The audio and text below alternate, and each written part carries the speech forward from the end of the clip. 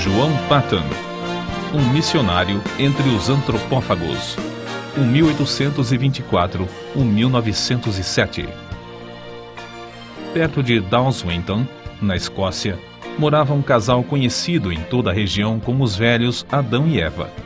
A esse lar veio em visita uma sobrinha, Jeanette Rogerson. Supunha-se que não houvesse muita coisa na casa isolada dos velhos para distrair a jovem, sempre viva e alegre. Mas uma coisa atraiu-lhe o interesse. Um rapaz chamado Tiago Patton, que entrava, dia após dia, no matagal perto da casa. Levava sempre um livro na mão, como se ali fosse para estudar e meditar. Certo dia, a moça, vencida pela curiosidade, entrou furtivamente por entre as árvores e espiou o rapaz recitando os sonetos evangélicos de Erskine. A sua curiosidade tornou-se em santa admiração quando o jovem, deixando o chapéu no chão, ajoelhou-se debaixo de uma árvore para derramar a alma em oração perante Deus. Ela, espírito de brincalhona, avançou e pendurou o chapéu em um galho que estava próximo. Em seguida, escondeu-se onde podia, sem ser vista, para presenciar o rapaz perplexo a procurar o chapéu. No dia seguinte, a cena se repetiu. Mas o coração da moça comoveu-se ao ver a perturbação do rapaz, imóvel por alguns minutos, com o chapéu na mão. Foi assim que ele, ao voltar no dia seguinte ao lugar onde se ajoelhava diariamente, achou, preso na árvore, um cartão que continha os seguintes dizeres: a pessoa que escondeu seu chapéu confessa-se sinceramente arrependida de tê-lo feito e pede que ore, rogando a Deus que a torne crente tão sincera como o Senhor. O jovem fitou por algum tempo o cartão, esquecendo-se completamente naquele dia dos sonetos. Por fim, tirou o cartão da árvore. No momento em que se reprovava e a sua estupidez por não saber que fora um ser humano quem escondera o chapéu 2 vezes, viu passar por entre as árvores, na frente da casa do velho Adão, uma moça, balde na mão, cantando um hino escocês. Naquele instante, o moço sabia, por instinto divino, que a visita angélica que invadira seu retiro de oração fora a gentil e hábil sobrinha dos velhos Adão e Eva. Tiago Patton ainda não conhecia Jeanette Rogerson, mas ouvira falar nas suas extraordinárias qualificações intelectuais e espirituais. É provável que Tiago Patton começasse a orar pela jovem, mas num sentido diferente daquele que ela pedira. De qualquer forma, a moça furtara não somente o chapéu do rapaz, mas também o seu leal coração. Um furto que resultou, por fim, no casamento dos dois. Tiago Patton, fabricante de meias no condado de Dumfries, e sua esposa Jeanette andavam como Zacarias e Isabel na antiguidade, irrepreensíveis perante o Senhor. Ao nascer-lhes o primogênito, deram-lhe o nome de João, dedicando-o solenemente a Deus, com oração, para ser missionário aos povos que não tinham oportunidade de conhecer a Cristo. Entre a casa própria em que morava a família dos Patton e a parte que servia de fábrica havia um pequeno aposento. Acerca desse quarto, John Patton escreveu: era o santuário de nossa humilde casa. Várias vezes ao dia, geralmente depois das refeições, o nosso pai entrava nesse quarto e, fechada a porta, orava. Nós, seus filhos, compreendíamos, como se fosse por instinto espiritual, que se derramavam orações por nós, como fazia na antiguidade o sumo sacerdote, quando entrava no Santo dos Santos em favor do povo. De vez em quando, se ouvia o eco de uma voz em tons de quem suplica pela vida.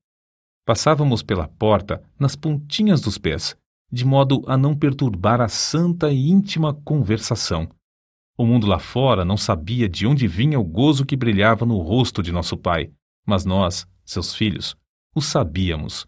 Era um reflexo da presença divina, que era sempre uma realidade para ele na vida cotidiana. Nunca espero, quer num templo, quer nas serras, quer nos vales, sentir Deus mais perto, mais visível, andando e conversando mais intimamente com os homens do que naquela humilde casa coberta de palha. Se por uma catástrofe indizível tudo quanto pertence à religião fosse apagado da memória, Minha alma reverteria de novo ao tempo da minha mocidade. Ela fechar-se-ia naquele santuário, e ao ouvir novamente os ecos daquelas súplicas a Deus, lançaria para longe toda a dúvida com este grito vitorioso: meu pai andava com Deus, por que não posso eu também andar? Na autobiografia de João Paton, vê-se que as suas lutas diárias eram grandes, mas o que dizemos agora revela qual a força que operava para que ele sempre avançasse na obra de Deus.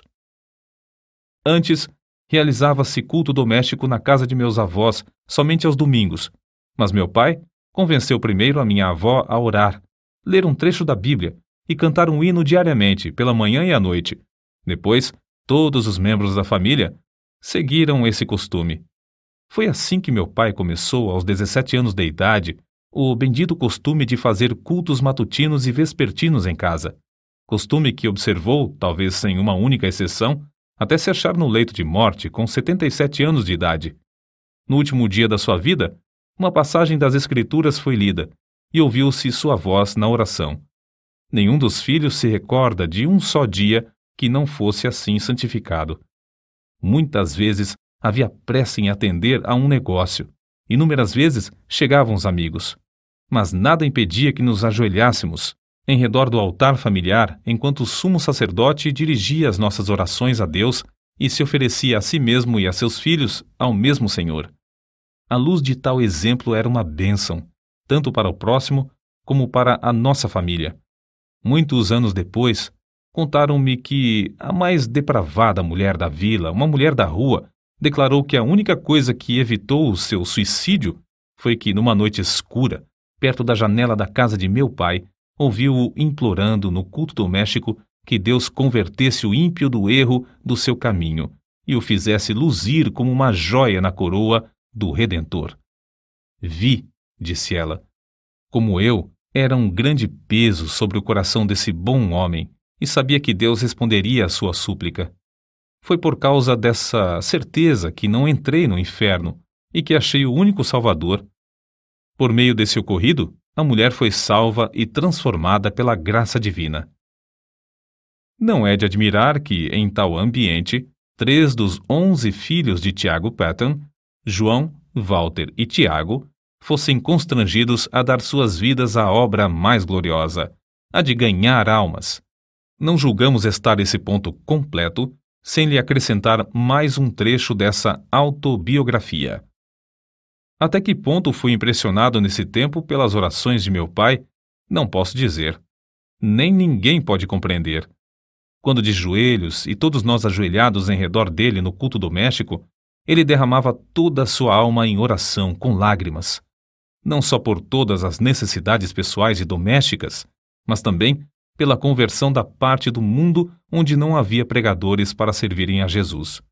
Sentíamos-nos na presença do Salvador vivo e chegamos a conhecê-lo e amá-lo como nosso amigo divino. Ao levantarmos-nos da oração, eu costumava olhar para a luz do rosto do meu pai e cobiçava o mesmo espírito. Anelava, em resposta às suas orações, a oportunidade de me preparar e sair, levando o bendito Evangelho a uma parte do mundo então sem missionários. Acerca da disciplina do lar, eis o que ele escreveu. Se houvesse algo realmente sério para corrigir, meu pai se retirava primeiramente para o quarto de oração, e nós compreendíamos que ele levava o caso a Deus. Essa era a parte mais severa do castigo, para mim. Eu estava pronto a encarar qualquer penalidade, mas o que ele fazia penetrava na minha consciência como uma mensagem de Deus. Amávamos ainda mais o nosso pai ao ver o quanto tinha de sofrer para nos castigar, e de fato tinha muito pouco a nos castigar, pois dirigia a todos nós, 11 filhos, muito mais pelo amor do que pelo temor. Por fim, chegou o dia em que João tinha de deixar o lar paterno. Sem o dinheiro para a passagem e com tudo o que possuía, inclusive uma Bíblia embrulhada num lenço, saiu a pé para trabalhar e estudar em Glasgow. O pai o acompanhou até uma distância de 9 quilômetros. No último quilômetro, antes de se separarem um do outro, os dois caminhavam sem poder falar uma só palavra, Mas o filho sabia, pelo movimento dos lábios do pai, que este orava em seu coração por ele. Chegando ao lugar combinado onde se separariam, o pai balbuciou: Deus te abençoe, meu filho. O Deus de teu pai te prospere e te guarde de todo mal. Depois de se abraçarem, o filho saiu correndo, enquanto o pai, em pé no meio da estrada, imóvel, com o chapéu na mão e lágrimas correndo pelas faces, continuava a orar em seu coração.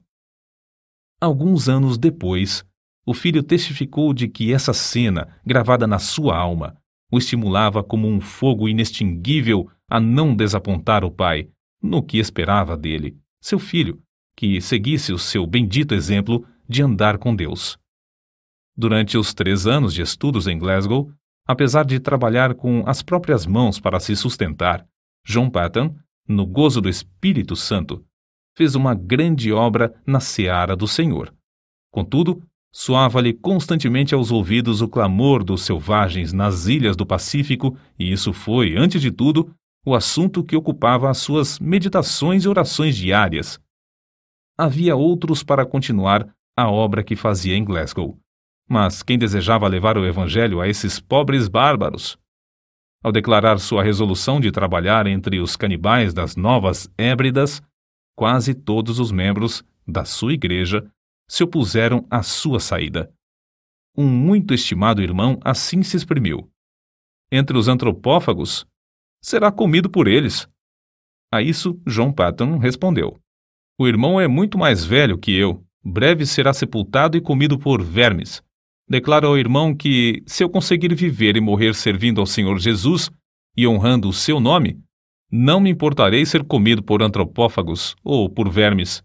No grande dia da ressurreição, o meu corpo se levantará tão belo como o seu, na semelhança do Redentor ressuscitado. De fato, as Novas Hébridas haviam sido batizadas com sangue de mártires. Os 2 missionários, William e Harris, enviados para evangelizar essas ilhas, poucos anos antes desse tempo, foram mortos a cacetadas, e seus cadáveres cozidos e comidos. Os pobres selvagens não sabiam que assassinavam seus amigos mais fiéis.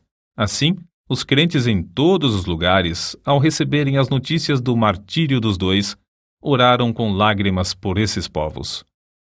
E Deus ouviu as súplicas, chamando, entre outros, a John Paton. Mas a oposição à sua saída era tal que ele resolveu escrever a seus pais e, pela resposta, veio a saber que eles o haviam dedicado para tal serviço no dia do seu nascimento. Desde esse momento, John Paton não mais duvidou da vontade de Deus e assentou no seu coração gastar a vida servindo aos indígenas das ilhas do Pacífico.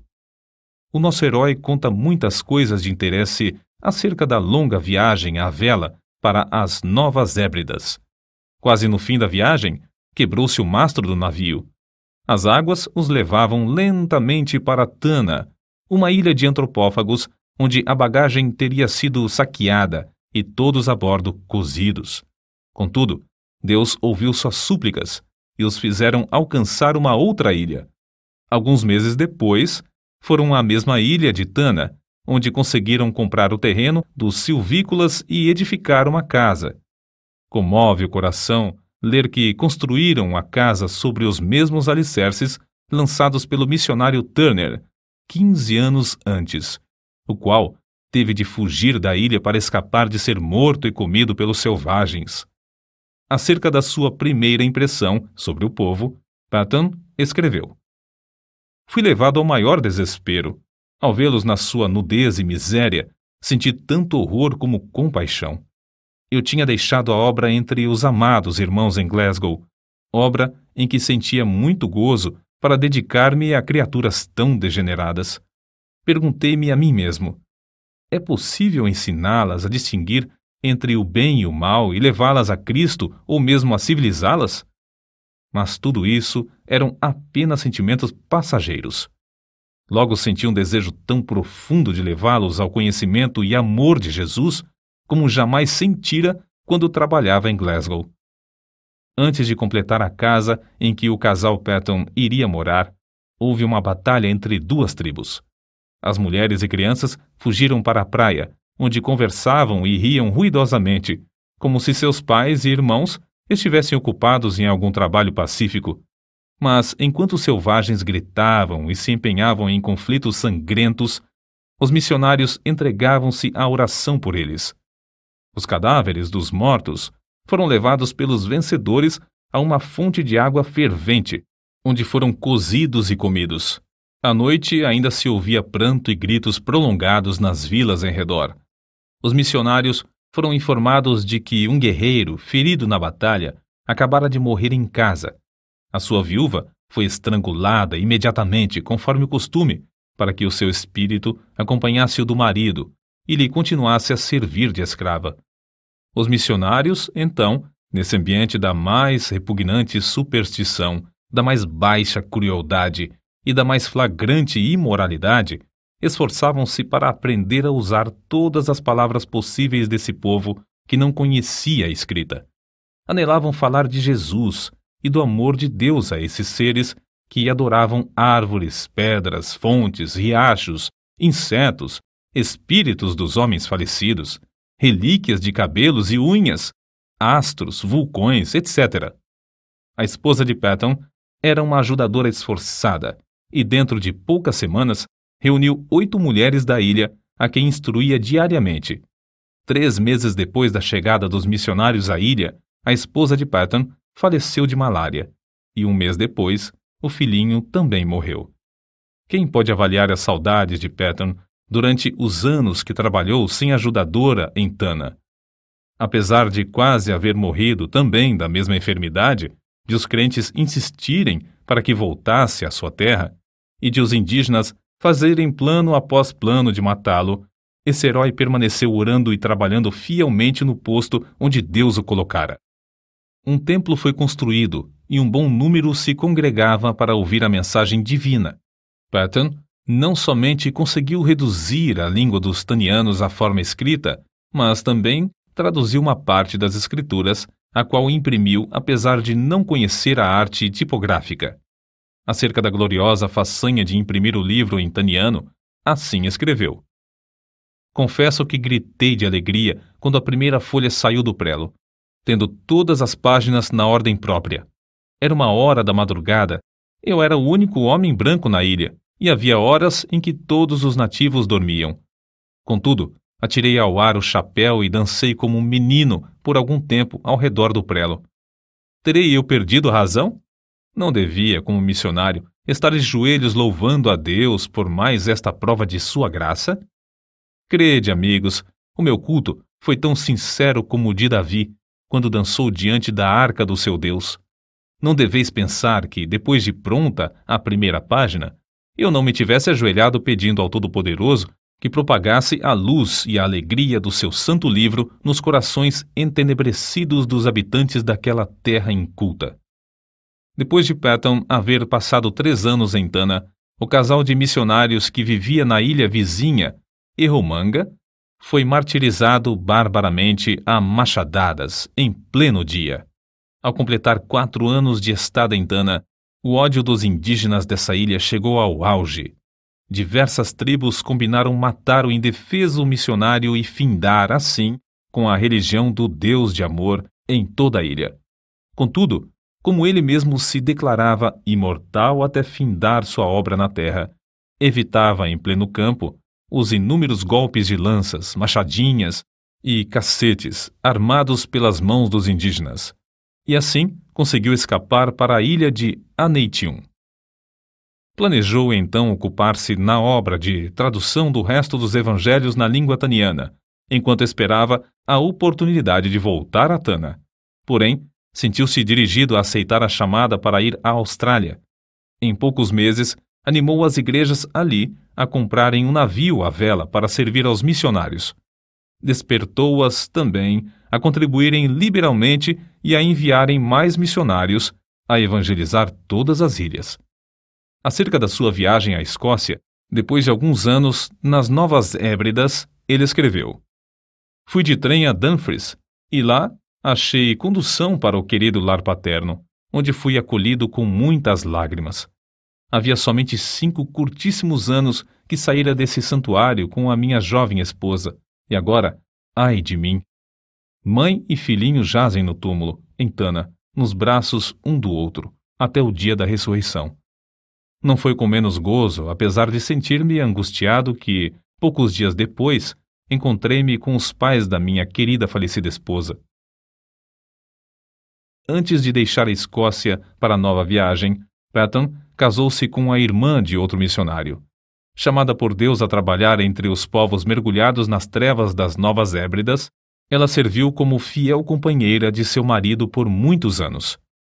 Meu último ato na Escócia foi ajoelhar-me no lar paterno durante o culto doméstico, enquanto meu venerando pai, como sacerdote, de cabelos brancos, nos entregava uma vez mais aos cuidados e proteção de Deus, Senhor das famílias de Israel. Eu tinha por certo, quando nos levantamos da oração e nos despedimos uns dos outros, que não nos encontraríamos com eles antes do dia da ressurreição. Porém, ele e minha querida mãe, com corações alegres, nos ofertaram de novo ao Senhor para o serviço entre os silvícolas. Mais tarde, meu querido irmão me escreveu que a espada que traspassara a alma da minha mãe era demasiado aguda e que, depois da nossa saída, ela jazeu por muito tempo como morta nos braços de meu pai.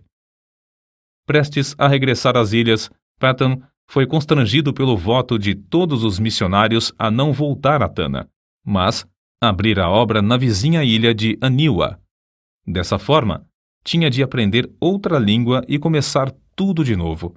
Na tarefa de preparar o terreno para a construção da casa em seu novo habitat, Patton ajuntou 2 cestos de ossos humanos de vítimas comidas pelo povo da ilha.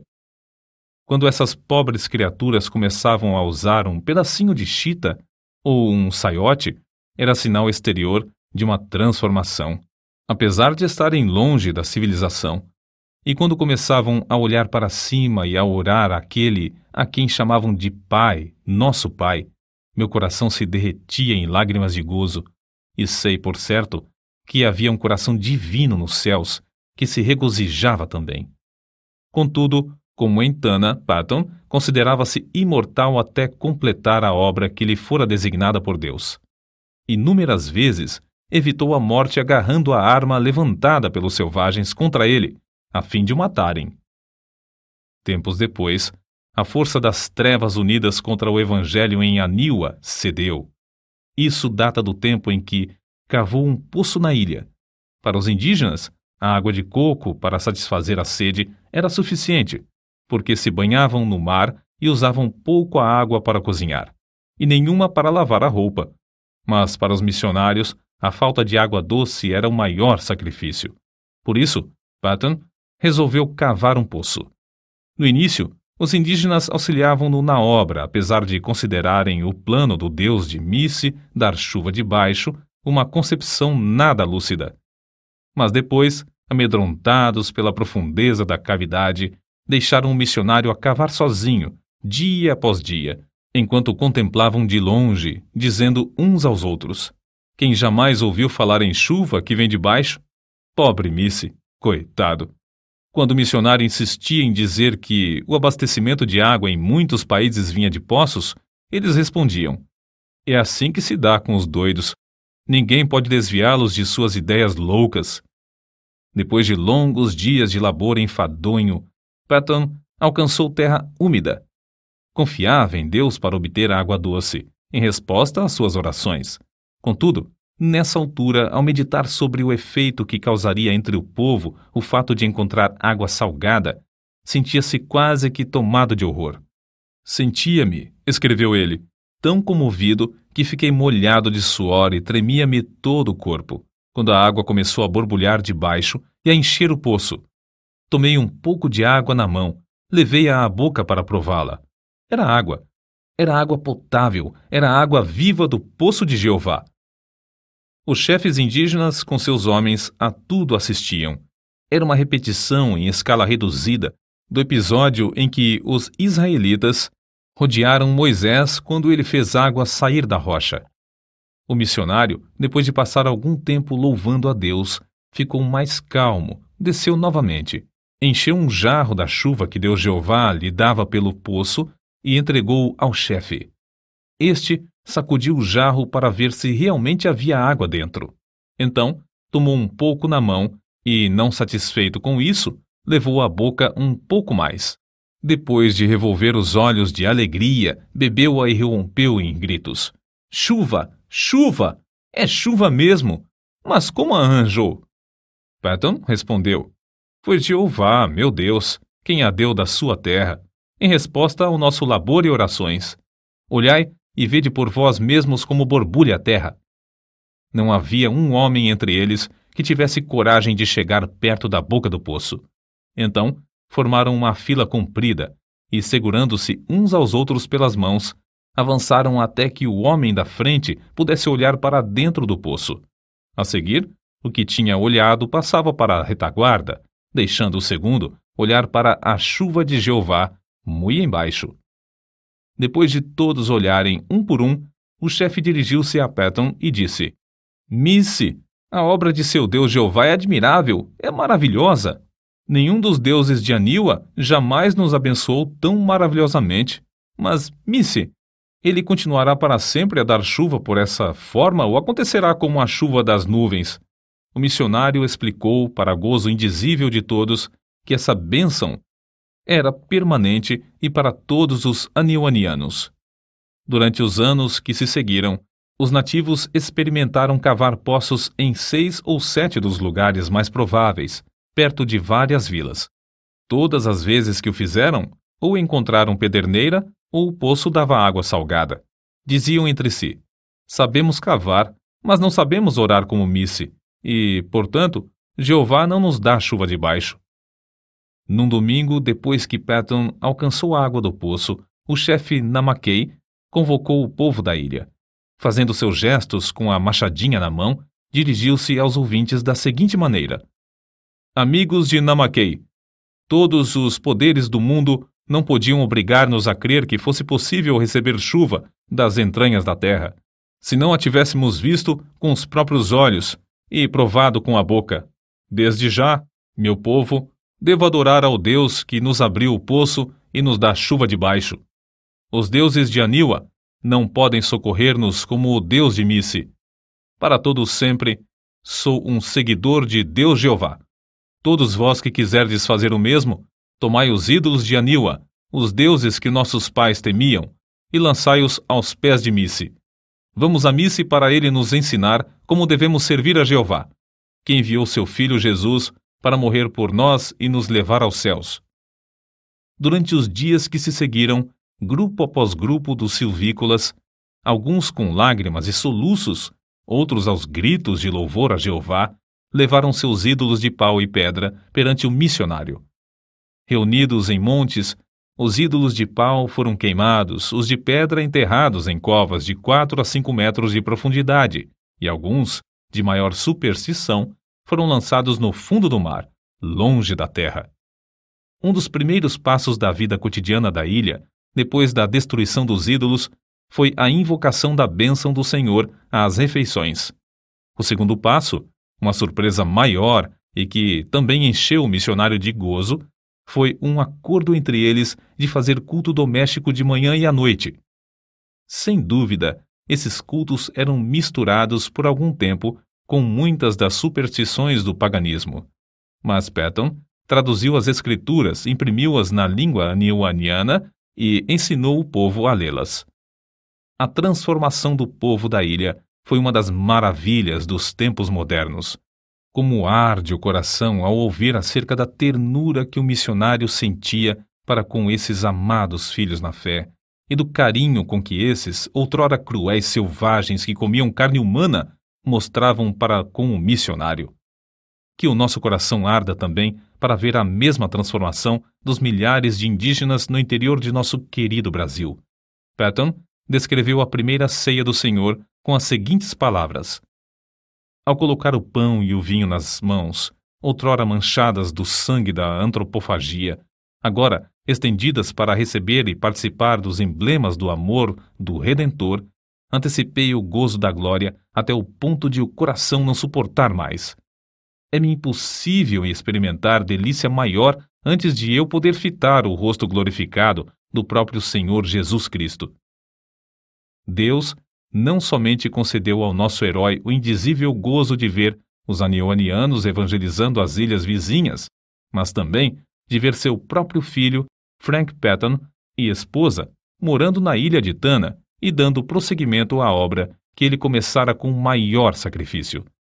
Foi com a idade de 83 anos que João G. Patton ouviu a voz de seu precioso Jesus chamando-o para o lar eterno.